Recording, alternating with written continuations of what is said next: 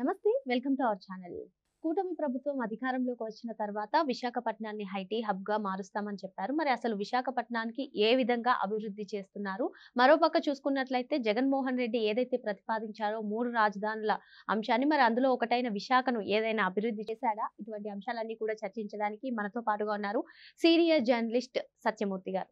నమస్తే సార్. నమస్కారం అండి. కూటమి అధికారంలోకి వచ్చిన తర్వాత మొత్తం అభివృద్ధి సంక్షేమంతో అడుగులేస్తాము. దేశంలోనే అమరావతిని టాప్ 1గా చేయాలి. అదే విధంగా అభివృద్ధి అనేది డీసెంట్రలైజేషన్ అవ్వాలి అని చెప్తూ ఉంది సార్. మరి ఈ నేపథ్యంలో ఏదైతే విశాఖను ఐటీ హబ్‌గా మారుస్తామన్నారో ఆ వైపు అడుగులు పడుతున్నాయా? అసలు విశాఖలో అభివృద్ధి జరుగుతుందా?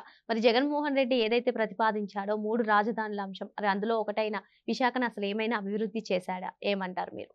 అంటే జగన్మోహన్ రెడ్డి చేసిన దానికిను ఇప్పుడు కూటమి ప్రభుత్వం చేసిన దానికి అసలు సంబంధమే లేదు. జగన్మోహన్ రెడ్డి విశాఖపట్నం మీద కన్నేసి కబ్జా చేయడానికి ప్రయత్నం చేశాడు. అక్కడ ఉన్న ఆస్తులు కొల్లగొట్టడానికి రకరకాల ప్లాన్లు వేశాడు. విశాఖపట్నాన్ని కబ్జా పెట్టాలి అని చెప్పి జగన్మోహన్ రెడ్డి ఇప్పటి నుంచి కాదు, చాలా సంవత్సరాల నుంచి అదే ప్లాన్లో ఉన్నాడు. అంటే ఇప్పుడు అధికారంలో ఉన్నప్పుడే కాదు, అంతకు ముందు కూడా వాళ్ళ అమ్మ విజయలక్ష్మిని విశాఖపట్నం ఎంపీగా పోటీకి దించి అక్కడ చాలా అంటే ఈ రాయలసీమకి సంబంధించిన ముఠాలన్నింటినీ దించాడు. విజయలక్ష్మికి ఎన్నికల ప్రచారం పేరుతోటి మొత్తం అంతా కూడా విశాఖపట్నాన్ని తన కబంధ హస్తాల్లో ఇరికించుకోవటానికి అప్పటి నుంచి ప్రయత్నాలు మొదలుపెట్టాడు. కాకపోతే అప్పుడు ప్రజలందరూ కొంచెం ఈ రాయలసీమ నుంచి వచ్చిన ఈ గుండాలని వాళ్ళని చూసి వాళ్ళు విజయలక్ష్మికి ఓటేయలే. విజయలక్ష్మి ఓడిపోయింది. ఓడిపోయిన తర్వాత తన ప్లాన్లన్నీ కూడా జగన్మోహన్ రెడ్డి తాత్కాలికంగా వాయిదా వేసుకున్నాడు. ఎప్పుడైతే ఒక ఛాన్సు అని చెప్పి రాష్ట్ర ప్రజల్ని మభ్యపెట్టి అధికారంలోకి వచ్చేసాడో అప్పుడు మళ్ళీ తను అనుకున్న ఒరిజినల్ ప్లాన్ని ఇంప్లిమెంట్ చేయడం మొదలుపెట్టాడు. విశాఖపట్నంలో పాగా వేయటానికి మొత్తం ఫస్ట్ ఏం చేశాడు, విజయసాయిరెడ్డిని ఇన్ఛార్జిగా పంపించాడు. అక్కడ విజయసాయిరెడ్డి ఏం చేశాడో మనందరికీ తెలుసు, ఇప్పటికే చాలాసార్లు అనుకున్నాం. అక్కడ ఎండోమెంట్స్ ల్యాండ్స్ చాలా ఉన్నాయి, సింహాద్రి అప్పన్న ల్యాండ్స్ చాలా ఉన్నాయి. వాటన్నిటినీ ఎట్లా సెట్ చేసుకోవాలా అని ఆలోచించి విజయసాయిరెడ్డి అప్పుడు ఒక ఎండోమెంట్స్ ఎంప్లాయీ తోటి కూడా ఇది సంబంధాలు పెట్టుకున్నట్టు అవన్నీ మనకు తెలుసు. అవన్నీ అట్లా మొత్తం అంతా చేసుకున్న తర్వాత విజయసాయిరెడ్డి మరి ఆ అకౌంట్స్ అవి కరెక్ట్గా చూపించలేదో ఏదో కారణం మధ్యలో జరిగింది. ఆ తర్వాత విజయసాయిరెడ్డిని ఉత్తరాంధ్ర ఇన్ఛార్జిగా తీసేసి ఆయన సొంత బాబాయ్ వైవి సుబ్బారెడ్డిని తీసుకొచ్చి పెట్టాడు. మొత్తం జగన్మోహన్ రెడ్డి 5 సంవత్సరాల అధికార కాల సమయంలో విశాఖపట్నం అప్పటి వైసీపీ ఎంపీ ఎంవివి సత్యనారాయణ కూడా, అతను రియల్ ఎస్టేట్ వ్యాపారి, అతను కూడా వ్యాపారాలు చేసుకోలేకపోయాడు. అంటే సొంత ఎంపీ కూడా విశాఖపట్నం వదిలిపెట్టి హైదరాబాద్ వెళ్ళి వ్యాపారాలు చేసుకున్నాడు.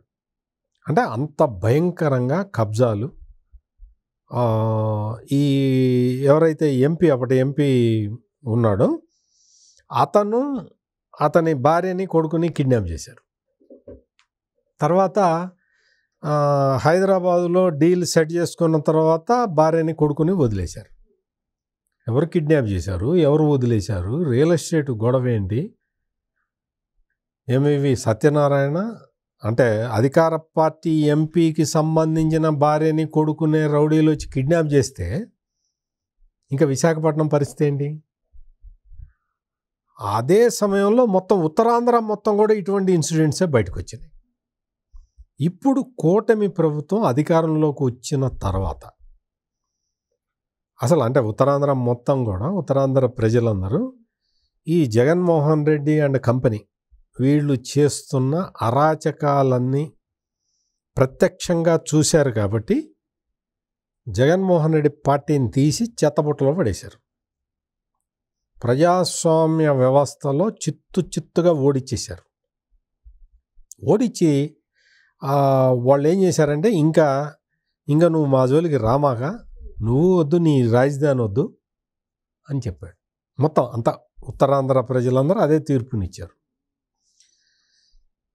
కూటమి ప్రభుత్వం ఎప్పుడైతే అధికారంలోకి వచ్చిందో అప్పుడు విశాఖపట్నానికి ఏం కావాలి, మనం ఏం చేయాలి, విశాఖపట్నాన్ని ఒక పెట్టుబడుల స్వర్గధామంగా ఎట్లా తీసుకెళ్ళాలి, ఎట్లా రూపాంతరం చెందించాలి అని ఒక పక్కడబందీగా ఒక ప్లాన్ చేసుకొని ఆ ప్లాన్ ప్రకారం వెళ్ళారు. అంతకుముందు 2014-19 మధ్యలో కూడా హైదరాబాదులో హైటెక్ సిటీ కట్టి ఎప్పుడైతే ఆ ఐటీ ఇండస్ట్రీని తీసుకొచ్చి ఆహ్వానించి హైదరాబాదుని ఎట్లా డెవలప్ చేశారో అదే మోడల్లో 2014-19 మధ్యకాలంలో విశాఖపట్నంలో మిలీనియం టవర్స్ అని పెట్టి ఐటీ హబ్ అది తీసుకొచ్చి, అప్పటికి పరిస్థితులు మారినాయి కాబట్టి ప్రముఖ కంపెనీలతో పాటు స్టార్టప్ కంపెనీలకు కూడా ఊతమిచ్చేలాగా ఇన్క్యుబేషన్ హబ్ అని సపరేట్గా పెట్టారు.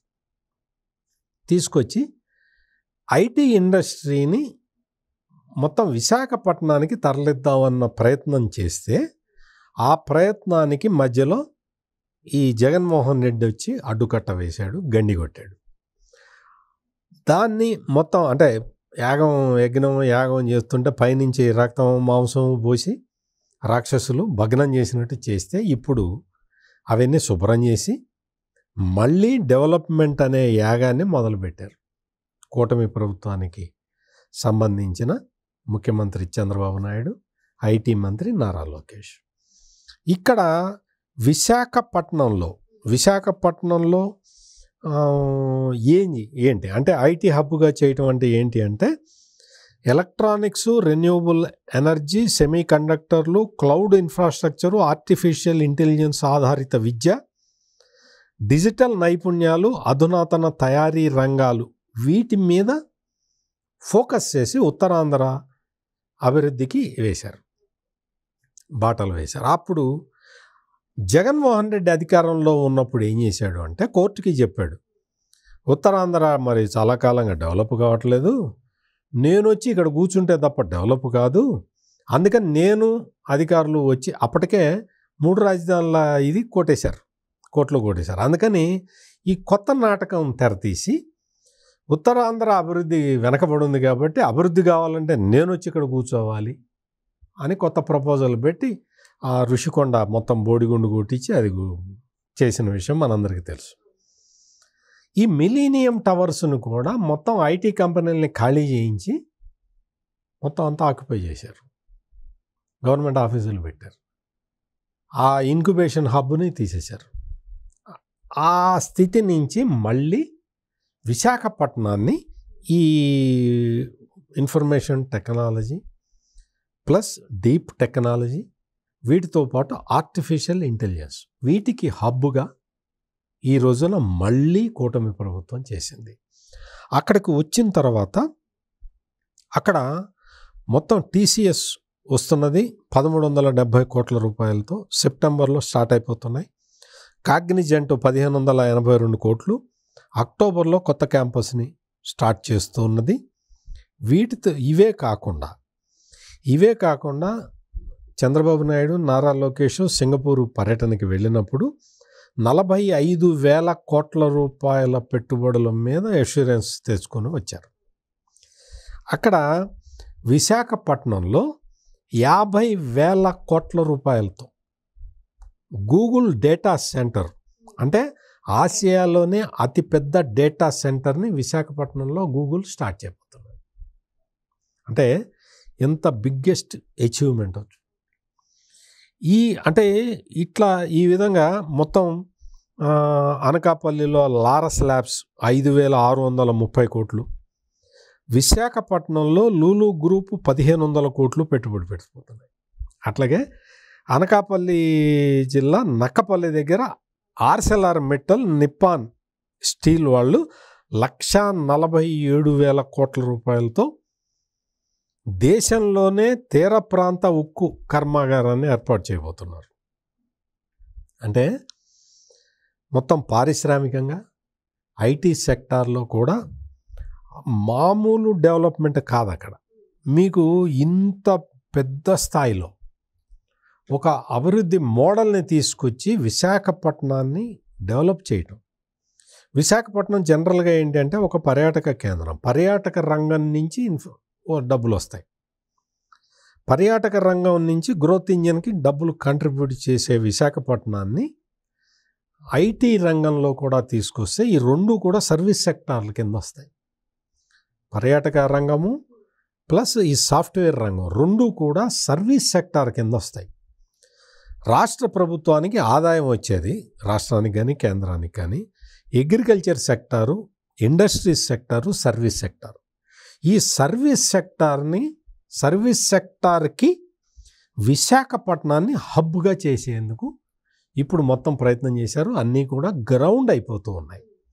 మొత్తం రాష్ట్రం మొత్తం 9.5 లక్షల కోట్ల రూపాయల పెట్టుబడులు వచ్చినాయి. సాధారణంగా ఏంటి అంటే రాష్ట్ర ప్రభుత్వంతో ఎంఓయూలు చేయించుకున్న వాటిట్లో 60% గ్రౌండ్ అయితే చాలా ఎక్కువ సాధించినట్టు. కానీ ఈసారి ప్రత్యేకత ఏంటి అంటే చంద్రబాబు నాయుడు ప్రభుత్వంలో దాదాపుగా 90% గ్రౌండ్ అవ్వటానికి సిద్ధంగా ఉన్నాయి. ఇప్పటికే కొన్ని గ్రౌండ్ అయినాయి. ఇది రికార్డ్ అన్నమాట. ఒక సంవత్సరంలో అంటే 12 నెలల కాలంలో 9.5 లక్షల కోట్ల రూపాయల పెట్టుబడులు ఆకర్షించటం అనేది భారతదేశంలో ఏ రాష్ట్రము ఇప్పటి వరకు ఎప్పుడూ చేయలేకపోయింది.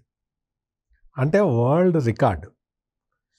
9 లక్షల కోట్ల రూపాయల పెట్టుబడులని ఆహ్వానించటమే కాకుండా అందులో దాదాపు 90% గ్రౌండ్ అయ్యే స్థాయికి తీసుకురావటం, అది కూడా 1 year షార్ట్ స్పాన్లో. జగన్మోహన్ రెడ్డి 5 సంవత్సరాల కాలంలో ఉన్న పరిశ్రమలను ఎల్లగొట్టాడు. కొత్త పరిశ్రమల సంగతి దేవుడు ఎరుగు. అటువంటి జగన్మోహన్ రెడ్డిని ప్రజాస్వామ్యయుతంగా ప్రజలు దించేయటం వల్ల, ప్రజాస్వామ్య వ్యవస్థలో నీ స్థానం 11 సీట్లు అని చూపించటం వల్ల రాష్ట్రానికి కలిగిన ప్రయోజనం ఇది. జగన్మోహన్ రెడ్డి ఉన్న పరిశ్రమలనే తరిమేస్తే ఇంకా వైజాగ్ని ఏమి అభివృద్ధి చేస్తారని, కూటమి అధికారంలోకి వచ్చిన తర్వాత వైజాగ్ ఐటీ హబ్గా మారుతుందని చెప్పి సార్ చెప్తున్నారు. మరో అంశంతో మళ్ళీ కలుద్దాం. Thank you sir. నమస్కారం.